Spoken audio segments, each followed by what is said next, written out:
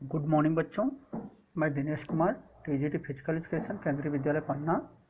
आज की क्लास में आपका स्वागत है। तो बच्चों, जैसा कि आप देख रहे हैं कि मैंने पिछले 2 क्लास फुटबॉल के बारे में पढ़ाया है। एक में हिस्ट्री एंड मेजरमेंट, दूसरे में टर्मिनोलॉजी, टूर्नामेंट्स, स्थान, ये सब चीज़ बताए गए।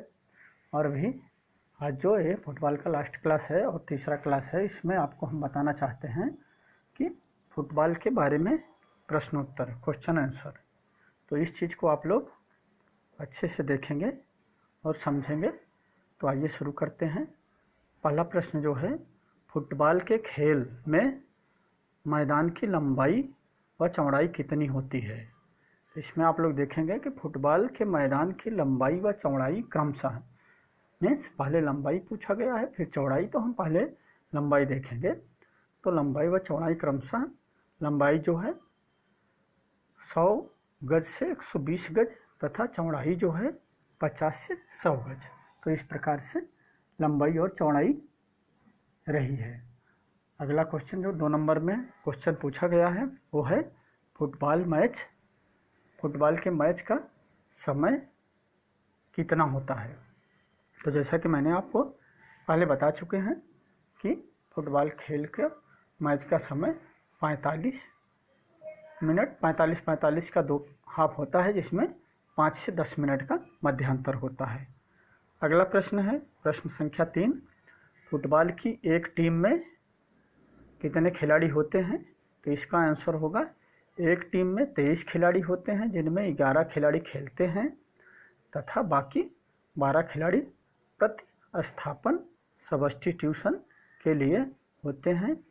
यह केवल 2014 फीफा विश्व कप के लिए है, अन्यथा एक टीम में 18 खिलाड़ी होंगे, जिनमें से मैच 11 खिलाड़ी ही खेलते हैं तथा बाकी 7 खिलाड़ी अतिरिक्त होते हैं। तो इस चीज़ को आप ध्यान देंगे कि जो 23 खिलाड़ी हैं वो सिर्फ एक ही बार हुआ था ऐसा, जो फीफा वर्ल्ड कप 2014 में हुआ था। बाकी में क्या होगा, 11 खिलाड़ी प्लेइंग होंगे और 7 खिलाड़ी एक्स्ट्रा होंगे। तो 11, 7, 18, इस प्रकार से सभी टीमों में पूरे खिलाड़ी 18 होंगे। अगला प्रश्न है, एक मैच में कितने खिलाड़ी बदले जा सकते हैं। जैसा कि मैंने पहले भी बता चुका हूं और आप इसको देख पाएंगे कि एक मैच में कितने खिलाड़ी बदले जा सकते हैं। तो यहाँ है, एक मैच में केवल 3 खिलाड़ी बदले जा सकते हैं। अगला प्रश्न है 5 नंबर, क्या एक मैच में बदला हुआ खिलाड़ी फिर से नहीं बदला जा सकता है। इस क्वेश्चन को आप ध्यान से देखेंगे कि एक मैच जो बोला है कि क्या एक मैच में बदला हुआ खिलाड़ी फिर से नहीं बदला जा सकता है। तो इसमें है नहीं, एक बार बदला हुआ खिलाड़ी फिर से नहीं बदला जा सकता। मीन्स जो खिलाड़ी एक बार सब्स्टिट्यूट हो चुका है वो दोबारा फिर से किसी को सब्स्टिट्यूट नहीं कर सकता, फिर से नहीं बदला जा सकता है। अगला प्रश्न है प्रश्न संख्या 6, फुटबॉल का भार कितना होता है।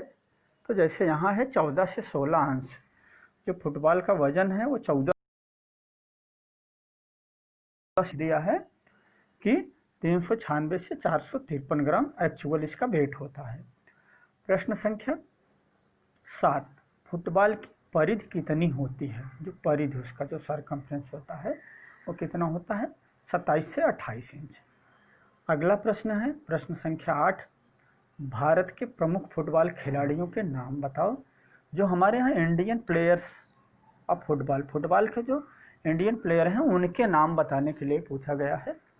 तो शाहिद महमूदुद्दीन जो हैं, एक शाहिद महमूदुद्दीन, दूसरे हैं चंद्रशेखर प्रसाद सिंह, 3 नंबर पे हैं मदन सिंह, 4 नंबर पे हैं पी बनर्जी, फिर हैं सुधीर कर्माकर, शांति मलिक, सुब्रतो भट्टाचार्य, बाईचुंग भूटिया, पीटर थंगराज, गोश्तापाल आदि। ये सब खिलाड़ियों के जिनके हमने नाम लिए, ये सब इंडियन प्लेयर रहे हैं फुटबॉल के। प्रश्न संख्या 9। प्रश्न संख्या 9 में पूछा गया है कि गोल पोस्ट की लंबाई व ऊंचाई। जैसा कि मैंने आपको डिस्क्रिप्शन में पहले बताया था कि फुटबॉल गोल पोस्ट की लंबाई व ऊंचाई कितनी होती है, तो आप देखेंगे कि गोल पोस्ट की लंबाई, जो अंदर की लंबाई पोल टू पोल, जहाँ से पोल गड़ा होता है एक पोल और दूसरा पोल उसके ऊपर बार रहता है, लगा रहता है, उसी से जुड़ा रहता है, तो गोल पोस्ट की लंबाई कितनी है? 8 गज, 28 यार्ड, 24 फीट जिसको बोल सकते हैं आप। और ऊंचाई जो है वो 8 फीट होती है, 2 मीटर 44 सेंटीमीटर, जैसा कि मैंने पहले बताया था। प्रश्न संख्या 10। कॉर्नर फ्लैग की ऊंचाई क्या होती है? कॉर्नर फ्लैग की क्या ऊंचाई होती है? तो जैसा आपको मैंने बताया था कि जमीन के ऊपर 1 metre 50 centimetre, 1.5 metre means 1.5 metre, यहाँ हमने पेन से लिखा है 5 फीट, 1 मीटर 50 सेंटीमीटर जमीन के ऊपर रहता है। अगला प्रश्न है जो हमारा जो अगला प्रश्न है वो प्रश्न संख्या 11 है। इसमें पूछा गया है फुटबॉल में कितने खेल अधिकारी होते हैं? तो इसमें दिया गया है 4। 4 में क्या होगा? एक रेफरी होगा जो खेल का संचालन करेगा, 2 लाइन मैन होंगे जो ये बताएंगे कि लाइन से पार किस जगह से गेंद गई है, और चौथा अधिकारी जो होगा टेबल अधिकारी, जो बताया था मैंने, फुटबॉल की गेंद लेकर टेबल पर बैठा रहेगा और टाइम भी अपना देखता रहता है। अगला पॉइंट है, अगला प्रश्न है जो प्रश्न संख्या 12। ऑफ साइड नियम का उल्लंघन करने पर रेफरी क्या निर्णय देता है? मीन्स ऑफ साइड के बारे में बताए थे कि गोलकीपर है तो खिलाड़ी और है तो ठीक है, अगर 2 खिलाड़ी से कम है तो ऑफ साइड हो जाएगा। तो इसमें ऑफ साइड का उल्लंघन करने पर रेफरी क्या विरोधी टीम को मतलब कि देगा पेनाल्टी? तो विरोधी टीम को इनडायरेक्ट फ्री किक देगा। मीन्स क्या है? जैसे ऑफ साइड नियम का उल्लंघन करने पर अगर जो ऑफ साइड है उसमें उन्होंने गोल कर दिया, किसी ने, अपोनेंट ने, तो उसमें उल्लंघन करने पर क्या पेनाल्टी मिलेगी इनको बताएगा? विरोधी टीम को indirect free kick. Means indirect free kick का मतलब एक फ्री किक होगा तो इनडायरेक्ट होगा, वो किधर भी मार सकता है, कहीं भी मार सकता है, किसी खिलाड़ी के पास भेज सकता है। प्रश्न संख्या 13। जो 13 नंबर प्रश्न है उसमें पूछा है कि कॉर्नर किक, जो कॉर्नर किक है कहाँ से ली जाती है? जैसा कि मैंने पहले आपको बताया भी था कि कॉर्नर फ्लैग के बारे में, कॉर्नर किक कहाँ से ली जाती है, मतलब कॉर्नर किक कहाँ से की जाती है? तो आंसर है कॉर्नर किक कॉर्नर के समीप बने चौथाई वृत्त, जो हाफ सर्कल से भी कम होता है, चौथाई वृत्त से ली जाती है, जो कॉर्नर फ्लैग के पास बना होता है। अगला प्रश्न है प्रश्न संख्या 14। क्या कॉर्नर किक लेने के लिए कॉर्नर का झंडा उखाड़ा जा सकता है? नहीं, कभी नहीं। वो इसलिए नहीं लगाया जाता है कि उखाड़ा जाए उसको, तो उसमें दिया है कि नहीं, कॉर्नर का झंडा नहीं हटाया जा सकता है। तो इस प्रकार से जो फ्लैग पोस्ट लगा है या फ्लैग लगा है उसको हटाया नहीं जा सकता। एक सर्कल बना होता है, उस सर्कल के बीच से ही वहाँ से वो किक किया जा सकता है। तो बच्चों जैसा कि इसमें हमने 14 क्वेश्चन 14 क्वेश्चन पढ़ा, अब अगले क्वेश्चन पे चलते हैं जो है क्वेश्चन नंबर 15। पेनाल्टी किक कहाँ से ली जाती है? जो पेनाल्टी किक बताया गया है वो कहाँ से ली जाती है? तो इसका आंसर है पेनाल्टी किक पेनाल्टी स्पॉट, जो गोल लाइन से 12 गज आगे होता है, ली जाती है। जो 12 यार्ड का होता है पेनाल्टी स्पॉट, वहाँ से पेनाल्टी किक लिया जाता है। अगला प्रश्न है, क्या पेनाल्टी किक लेते हुए विरोधी टीम का गोलकीपर गोल पोस्ट पर इधर उधर घूम सकता है? यस, मैंने पहले भी पढ़ाया था इसको। हाँ, वह इधर उधर घूम सकता है, लेकिन पहले वह ऐसा तब तक नहीं कर सकता था जब तक कि किक ना लगाई जाए। तो पहले ऐसा रूल्स था कि जब तक किक नहीं लगाई जाती थी जो गोलकीपर है वो अपनी जगह से मूव नहीं कर सकता था, लेकिन नए रूल्स के हिसाब से जब पेनाल्टी किक ली जा रही है तो गोलकीपर अपनी जगह से मूवमेंट कर सकता है। अब अगला प्रश्न है प्रश्न संख्या 17। इसमें दिया गया है कि फुटबॉल, प्रश्न संख्या 17 में है फुटबॉल में मूल कौशल कौन कौन से होते हैं। तो फंडामेंटल स्किल के बारे में पूछा है, तो इसमें हम आपको बताना चाहते हैं कि फुटबॉल में मूल कौशल कौन कौन से होते हैं। तो आंसर देखेंगे, किकिंग, रोकना, हेडिंग, टैकलिंग, पासिंग, ड्रिबलिंग व गोलकीपिंग, ये मूल कौशल हैं इसके फुटबॉल के। अगला प्रश्न है प्रश्न संख्या 18। फुटबॉल से संबंधित ट्रॉफी एवं कप कौन कौन से हैं। तो फुटबॉल से संबंधित ट्रॉफी और कप क्या क्या हैं। उत्तर है अंतर्राष्ट्रीय स्तर पर पहले, फिर राष्ट्रीय स्तर पर। तो अंतर्राष्ट्रीय स्तर पर फुटबॉल के कप और ट्रॉफी क्या क्या हैं। Jules Rimet trophy, Nehru gold cup, world cup, Merdeka cup व कोलंबो कप आदि। ये क्या है, इंटरनेशनल कप हैं। और जो राष्ट्रीय कप है वो क्या है, राष्ट्रीय स्तर पर Durand cup, Santosh memorial trophy, federation cup, Subroto cup, Rovers cup, DCM trophy, Shere Kashmir gold cup, IFA shield and sir Ashutosh Mukherjee trophy आदि।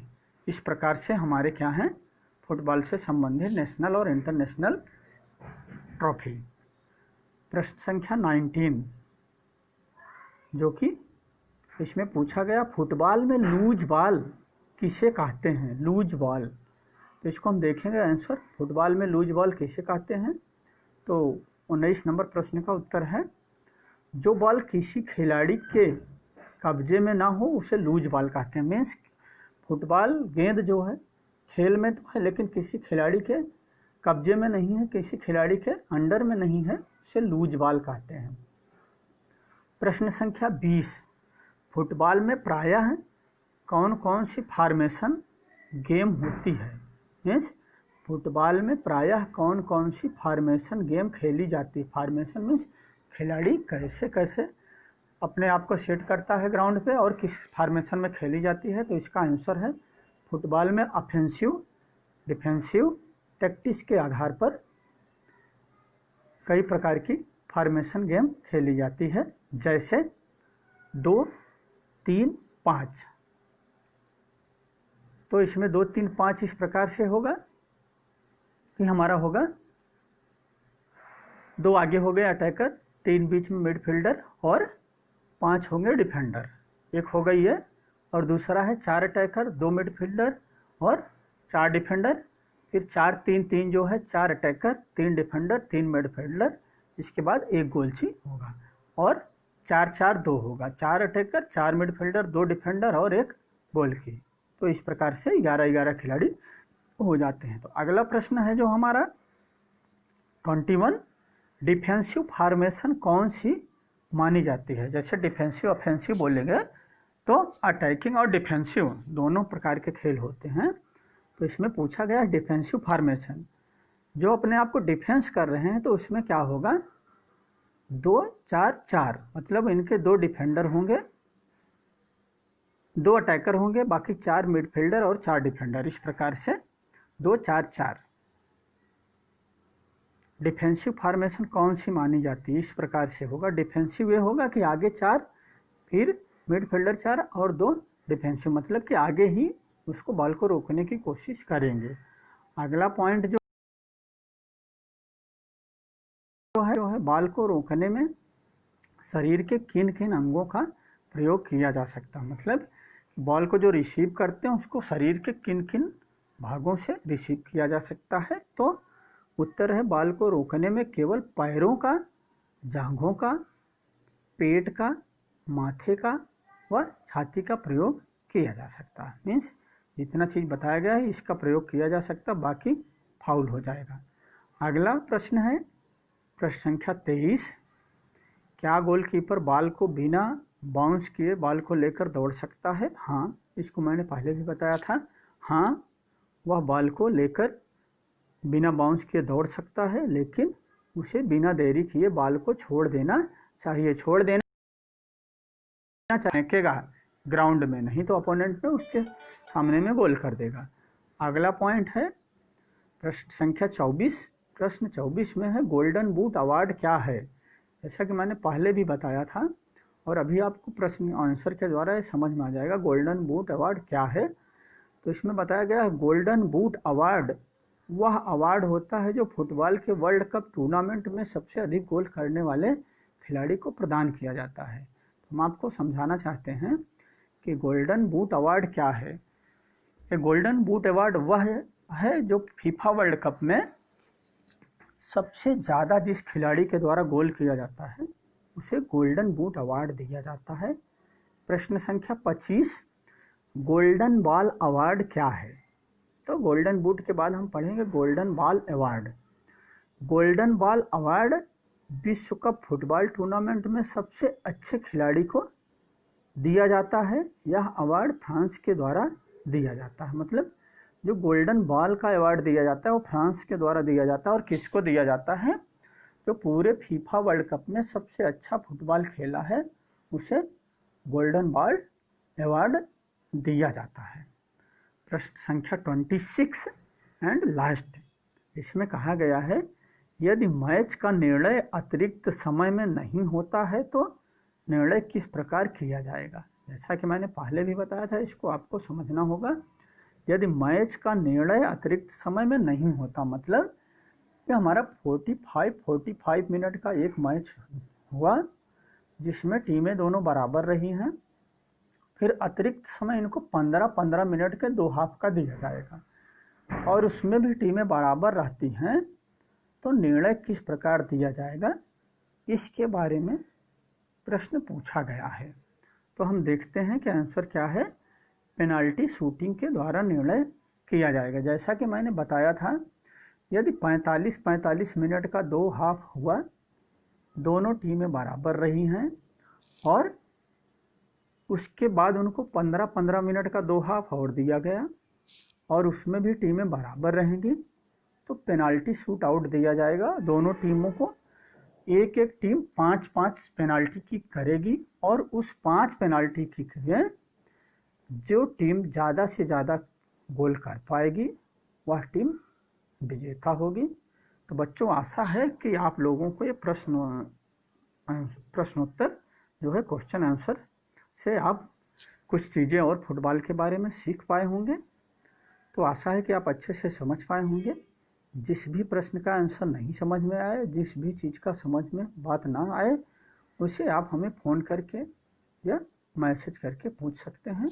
बच्चों, आज की क्लास यहीं समाप्त होती है। Thank you.